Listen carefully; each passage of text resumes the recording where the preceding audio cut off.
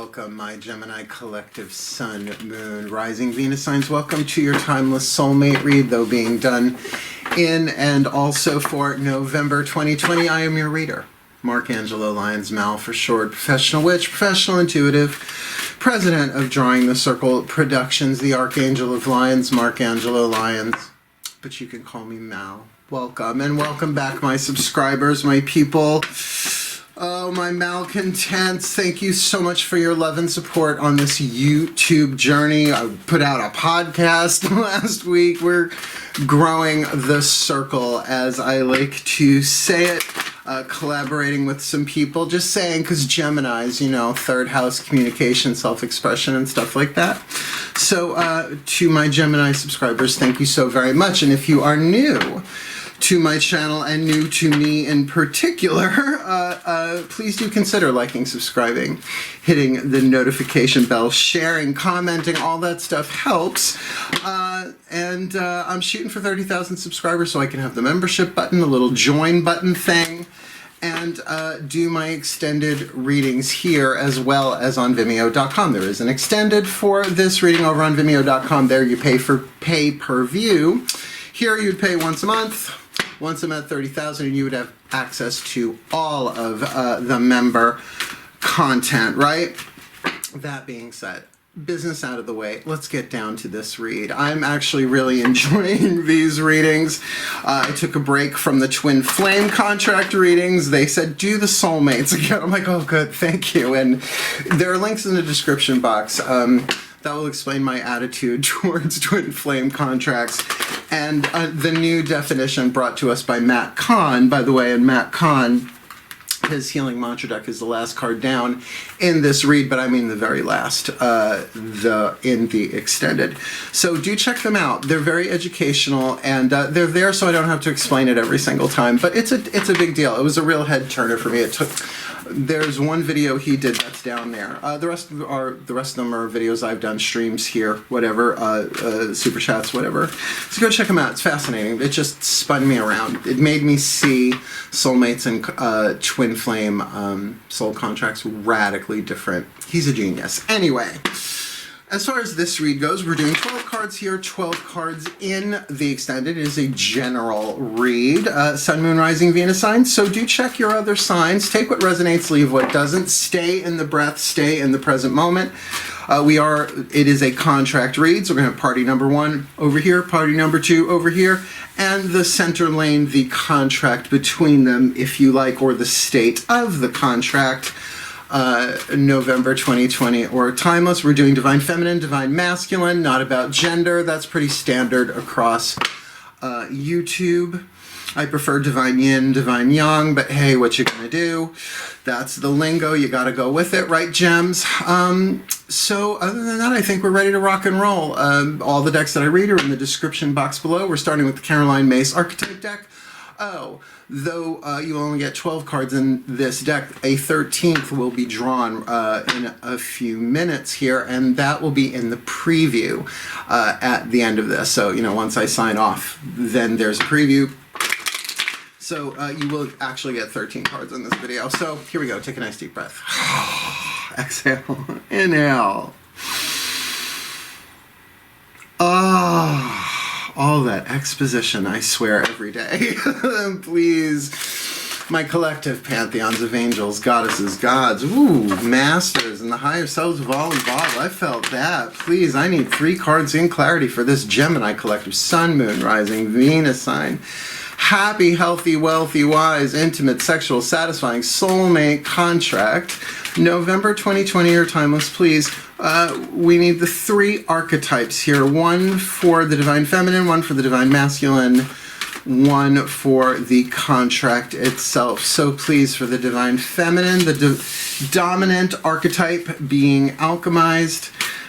For the divine masculine, whoops. Now, I'll let that one go around again if that's meant to be. For the divine masculine, there he is. Dominant archetype going from shadow to light, hopefully. Well, and we'll get to that in a minute. And 1 for the overall contract that we will see in the preview. All righty then. Boop. Now, Here's the thing. Soulmate contracts, the difference between a soulmate and a twin flame is very simple at its core. Like some contracts are, if you find like the cornerstone of the keystone, pull it out, the whole thing falls apart. In a soulmate contract, you help each other heal. They're not just romantic sexual, but these are the romantic sexual ones we're looking at. In twin flame, you teach each other how to heal yourselves. It sounds nice, but it's not. It's turbulent and it's traumatic, but it's transforming, right? It's all of your twin flames that prepare you for your soulmate.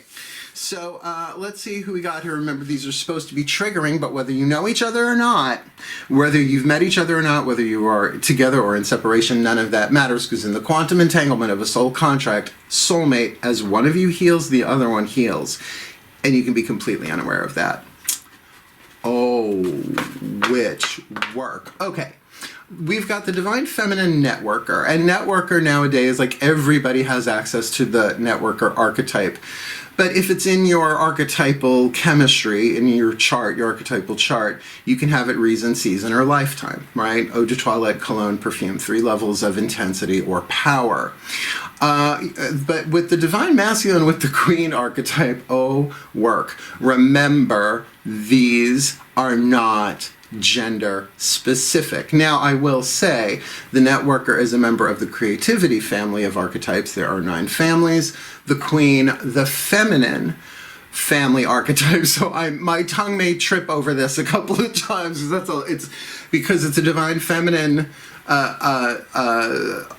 archetype family in the Divine Masculine position, but that's why really, if everybody could just get that, life would be easier on planet Earth, I think, for everybody. So this could be like, for instance, if they're just telling me, this could be like an incredibly masculine man, but then when you feel what feminine is outside of gender role, do you know what I mean? It's just a different deal. So let's read them.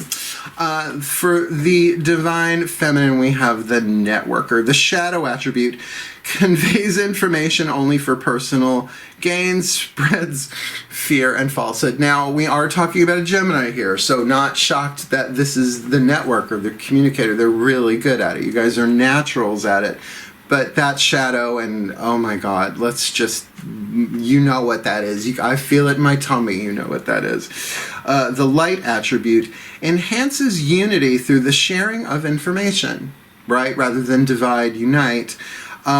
Engenders social awareness and empathy. Now, empathy, there's a word, right? There's different kinds of empathy. There's social empathy, which this one is really referring to, as well as there is, because this is the Divine Feminine side of things, the empathic, right? The intuitive skill that everybody has, but most people deny, right? When you are feeling other people's energy, emotions, what have you, what really all the chakras can do them, what they're feeling in your own cell tissue, in your own energy field, right? So that type of empathy, wow, I got a real charge on that for some of you, right? So you might have like a Gemini moon, or so again, Sun, Moon, Rising, Venus sign, the Divine Feminine here, I don't always get a charge on that word, empathy. Today I did, just saying. So you might be feeling things that may not be wholly WHOLLY your own. The Queen archetype for the Divine Masculine. Now, I'm probably going to say her a bunch of times. That's what I mean about the pronoun flip. So please bear with me on this. Makes my brain hemispheres wink a little, you know what I mean? The shadow attribute, everybody knows the Shadow Queen, becomes arrogant when authority is challenged, controlling and demanding. Well, how dare you? I have the Queen archetype. My mother is a Queen archetype, and she didn't grow into it. She was born a Queen archetype. The light attribute radiates the regal feminine, uses her benevolent authority to protect others. So can you feel that? The Queen holds the law. The king is out conquering and all of that. The Queen is at home with the keep, right? The keep in the castle or in the palace, or however, you know, whatever the ancestors created that you were born into, or you took by force, right? So the Queen has the wisdom, has the guidance, has the ability to rule, and the regal feminine,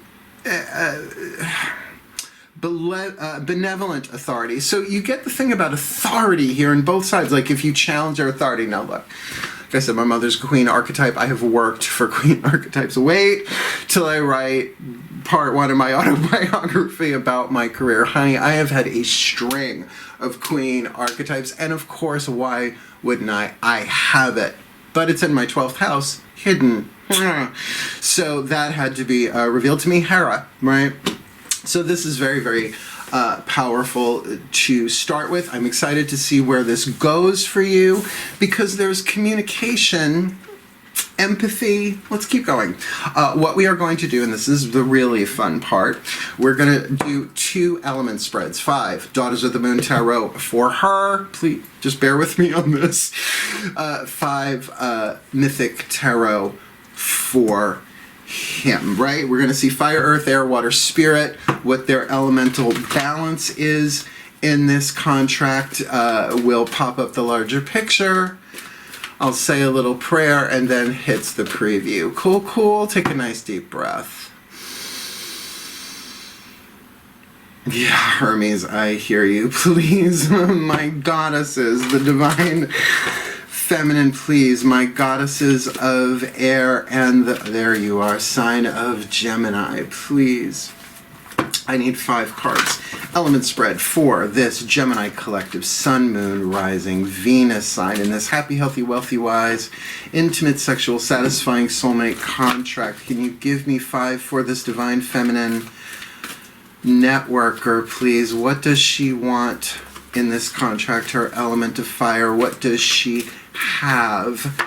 The fuel to feed that fire and help her get it. What does she think predominantly? I felt you. What do you think predominantly about this? What does she feel predominantly? Element? No, I won't know. It was the one on top of it. Send it around again if you want me to take that card. Sometimes they just stick together.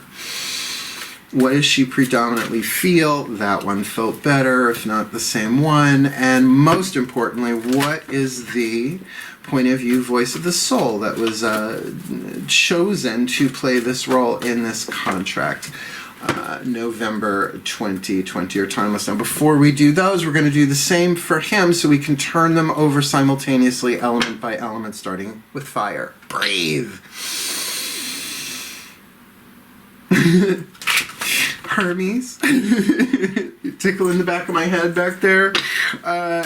Please, my gods of air, my gods of Gemini, Hermes in particular, who sits solo in the throne. Please, 5 cards for the divine masculine queen archetype. Fire, earth, air, water, spirit in this happy, healthy, wealthy, wise, intimate, sexual, satisfying soulmate contract. November 2020, or timeless. What does he want? What is his element of... Nope. What is his element of fire? His desire. What does he have? His fuel to feed the fire to help him get what he wants there. What is his element of air? His predominant thought or thoughts about this contract and element of water. What is he predominantly feeling? And the point of view of the soul, the card of spirit. What is the point of view of the soul that was chosen to incarnate, to play this role like an actor cast in a movie? Shall we? Ooh, that part's done. Here we go. Well, oh, wow. Well, it's air. It's just not fun air necessarily. I guess it depends.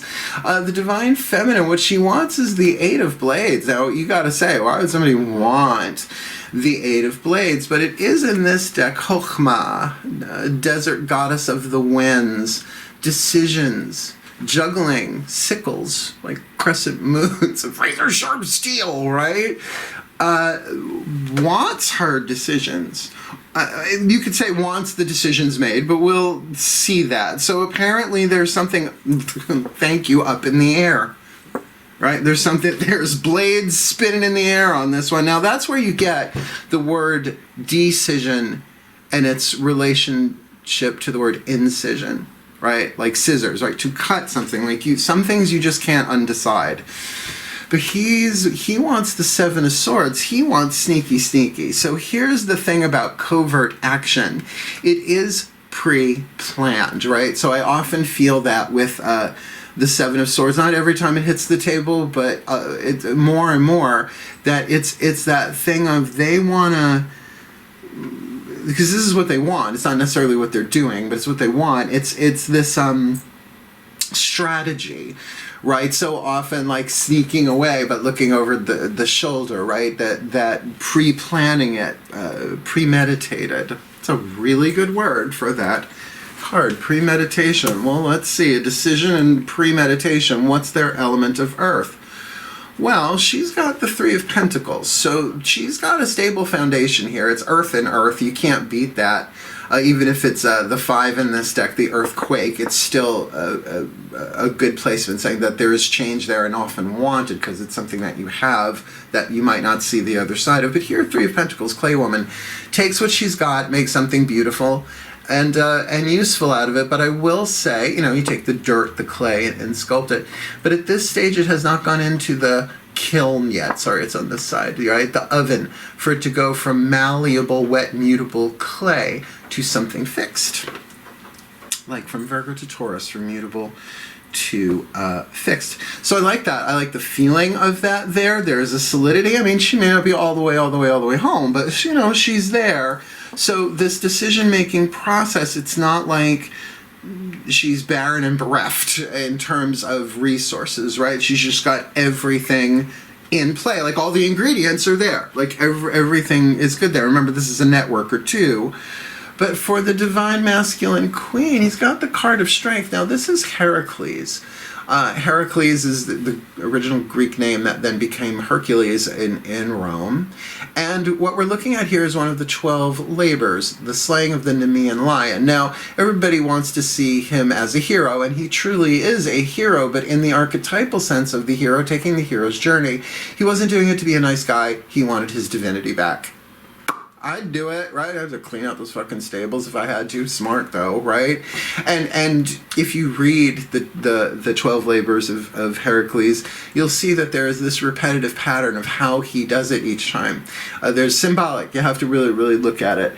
And it's actually another card in the tarot. But regardless, here we see him really with the strength. This is not a weakling here. This is somebody who literally has the courage and the strength. So they're planning something, and I don't think they're afraid to do it. Right? Like they've got that. They've got the bravery, the courage, but it might very much be like the hero archetype in the Carolyn Mace deck. It says a passion for a path of personal empowerment, right? So you know what I mean? Like the hero is just gonna take to the journey, whatever it is. Well, very interesting couple here so far. Now remember, you may not know each other. Sometimes you don't we don't get real confirmation of that until the extended. But then if you don't go to the extended, then that's not your read. The rest of it, right? So I'm just learning this. The different. Oh boy. Well, what they are predominantly thinking, 2 major arcana cards, and I'll just say it, we got the card of the World and the card of the Hermit. I don't think these two are together. And again, you might not know each other, let enough whether or not you're at a distance talking or not talking. But with that 7 of Swords for him and the 8 of Swords, the 8 of Blades for her, it's like, I get it. There's a lot of thought going on here, but she might very much be like, this is done. Right? It is the card of the World. It's the last card of the major arcana, Shakti, the life dancer. Let me put this down and feel you. I mean, definitely I feel like this Divine Feminine as a networker, that there might very well be a lot going on in their lives, and that there's a sense of completion mentally. It's like, okay, I have completed this cycle. At least this cycle is over. Now, again, whether you know each other or not, if you have a history or not, this is definitely something that they are trying to communicate in some way, shape, or form. So the element of communication here for an air sign, I mean, either side could be, but right now this one's really feeling like one. And the Hermit, just thinking, keeping not just thoughts to themselves, but really thinking about well, I mean, we're all going through, planet Earth is going through a hermit phase right now, you could say, 2020. And that funny 2020 is a four of blades, right? That internal look, that introspection. But that's just what this is. There is introspection here. And it is in the mental body here. We'll see what happens in the emotional with the element of water. But I have a feeling there's probably, and then I hate using the word telepathic, but it's kind of what it is, that there is a bond here. A soul contract can do that there can be levels of communication going on that are nonverbal, even at a distance. Because the earth is blue and green and the snow-capped mountains white. I'm sorry. No, I'm not going to apologize for a Bette Midler moment. I'm not going to at all. Oh, well, now the party took a turn. She's got the 5 of Cups in the emotional, the storm, and he's got the Ace of Swords in his element of water. So, I mean, you can look, the storm is going to pass, right? Some of the cups are still upright, just bobbing in the storm in the ocean there. So there is emotional tumult and upset here. There is a change of emotion, he said, crossing his solar plexus. Like, I can feel that. It was like, feels very solar plexus, though. Like, not so much heart chakra, but like, because, you know, when we talk about feelings and emotions, there's a spectrum. Some things, like, I consider lower chakra stuff to be feelings, and the upper chakra stuff, particularly heart, to be emotion. It's all very, again, levels of power. But I feel this person, whoever this divine feminine is, this decision that they want is very much based on that. And they're really trying to gather what they need to do this for some sort of communication to come on here. The sharing of information, the networker. And often, yes, they're saying bringing together people. Like, I am a networker also. I can relate to this. It's just not a lifelong. It's for a reason, not a season or a lifetime.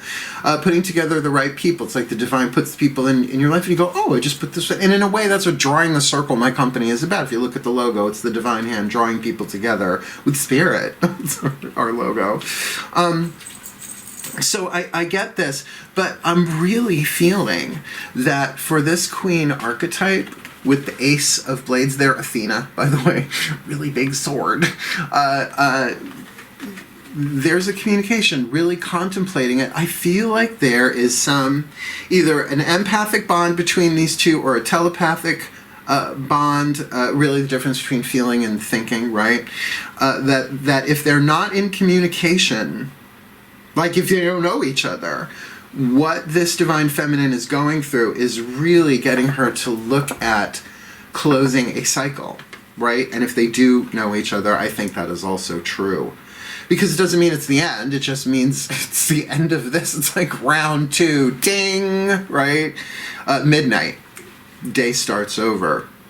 All right, like I said, the most important cards, the point of view of the soul. Now here's the Gemini card.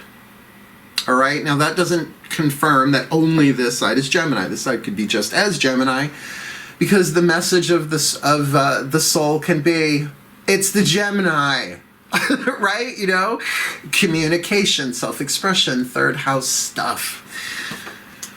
I'll tap into that again in a minute, but here, the 7 of Pentacles. The 7 of Pentacles, a real appraisal of a situation, which would make sense for the Queen archetype in her wisdom and authority to really say, in this hermit time that I am in, I am going to assess things. I'm looking them over. Yes, certainly it's an earth card. It might even be that sense of getting her castle together, like getting your house together, getting your house in order. Yeah, there's a real evaluation going on. And it's not just the soul is saying to this divine masculine queen, oh, you divine masculine queen, you, Thorpe, they're back there, I don't want to get one right now, my drag van. Just allow the authority that to just be in that place of really go deep. If I'm going to keep going. What I'm getting here is going to be seen more in the overview And that's the thing. The communication thing is here. It's what's happening in my energy field right now. There's a lot of thoughts going on between the two of you if you know each other.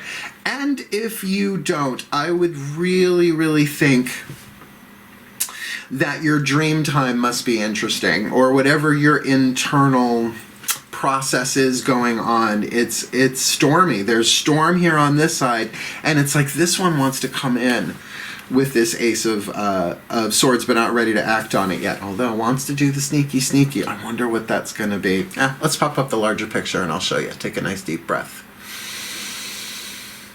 Magic clap. Okay.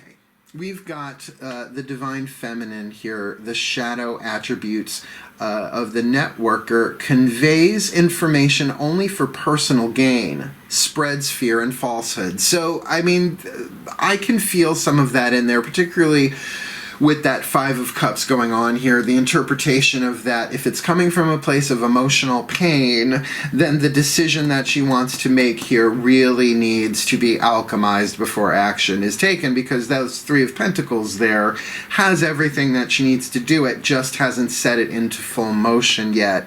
All the ingredients are there, but it ain't cake yet. The light attribute enhances unity through the sharing of information, and I feel like if she's going in that way, I mean, this is a soulmate contract, right? So this is about the healing of the shadow into the light, engenders social awareness and empathy. And there is that word there, because the queen archetype that the divine masculine has is a feminine family archetype, so it would house that empathy and that intuition. So I just feel like there's an empathic bond here, but the mind part of it, of course we're dealing with Gemini here, it's not that it's an issue, it's just that there's a lot of it, right? And so what she's really thinking is, if these two have danced before, either that it's over, or round two over, prepare for round three.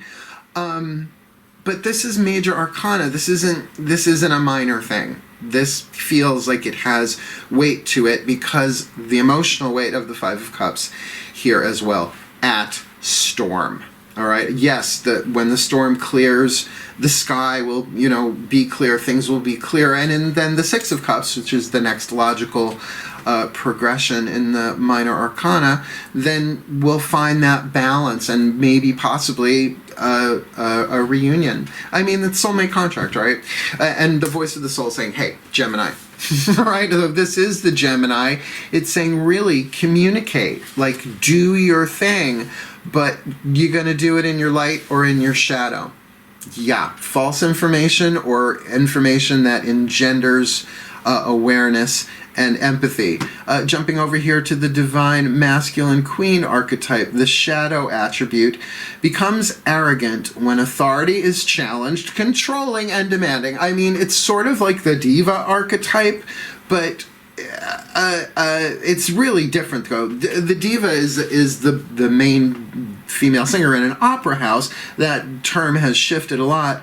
The queen actually has true authority, and that can be in a family, that can be, you know what I mean? It's just broader.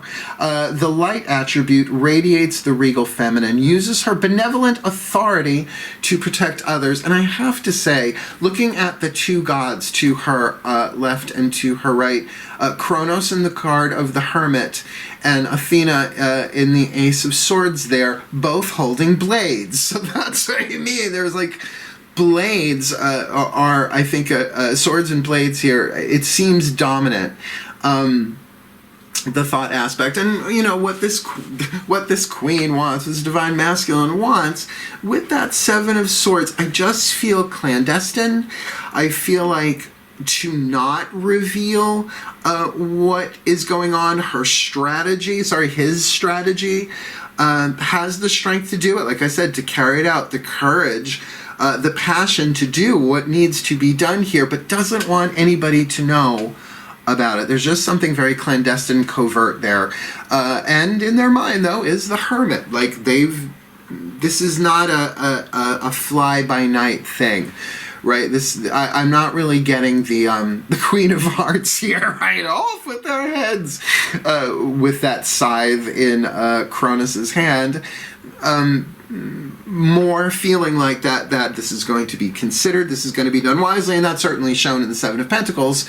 We'll get there in a minute, but with that Ace of Swords and the element of water, really feeling this new communication, feeling this new thought, this new perspective could very much be an intuitive thing. And I do think that there's an empathic bond here, again, and both are probably feeling it. And I feel like because we have a divine feminine archetype in the divine masculine position, is aware of it, or at least is questioning, what is this feeling so sudden and new? So really, you put these two together in a soulmate contract, whatever is in this center lane is going to reveal obviously what's going on for the month whenever you're watching this, but it's definitely a combination of communication and empathy. And just to clarify, I do not mean the social empathy kind. That too, I mean for everybody. But this could be very, very troubling because what's not being felt by one, or what's being repressed in one, might be being felt in the other. And that's just tricky. So, may the Gemini collective Sun, Moon, Rising, Venus signs be blessed with all that they need in this happy, healthy, wealthy, wise, intimate, sexual, satisfying soulmate contract in progress, known or unknown, together or not, that they may heal, that they may grow, that they may communicate, that they may help each other heal through the healing of their own emotional process, and that their minds be blessed with the communication and information they need to heal, to grow, and to become the best that they can be for their well-being and for the well-being of all. So mote it be. And so it is. Hang in there for the preview of the extended that's coming up next, or please do like, subscribe, share, comment, all the fun YouTubey stuff. Help me get to 30 grand so I can have a membership deal that you could be a part of. Cool. Wishing you the very best and the very blessed. This is, I will say, this one's a little rough and rocky, I get it. So really, wishing you the very best and the very blessed in this soulmate contract, November 2020, or timeless hail. Farewell and blessed be.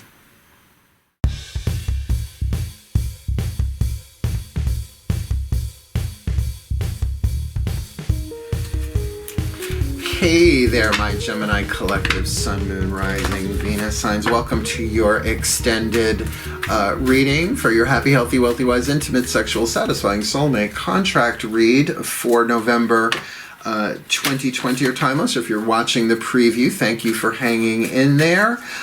We've got a divine feminine networker archetype. We've got divine masculine queen archetype, as we said. So this next card I'm going to flip over, like I said, is going to be the dominant archetype for the contract itself. But really, just to plug in here, the need for communication on both sides here, and that there is some sort of internal umbilical cord deal going on, maybe even from chakra to chakra on this one, that there might be some emotional confusion about. So what is the dominant archetype playing out in this contract right now? Holy fuck balls. The destroyer archetype. Now I know, don't freak out, because the destroyer is a volcano. I mean, freak out. The freak, so chic. This may very well be exactly what is needed. Remember, this is a soulmate contract, right? You're helping each other heal, but right now you might be really clearing space for the new to come in. The shadow attribute, intoxication with destructive power. Regina, put the apple away.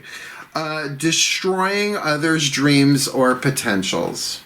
Well, cancel culture networker, right? The shadow here is evident. I feel like these are really two equals, like very, very powerful in different ways, right? But now here's what, now the purpose of a soulmate contract is to heal this stuff, right?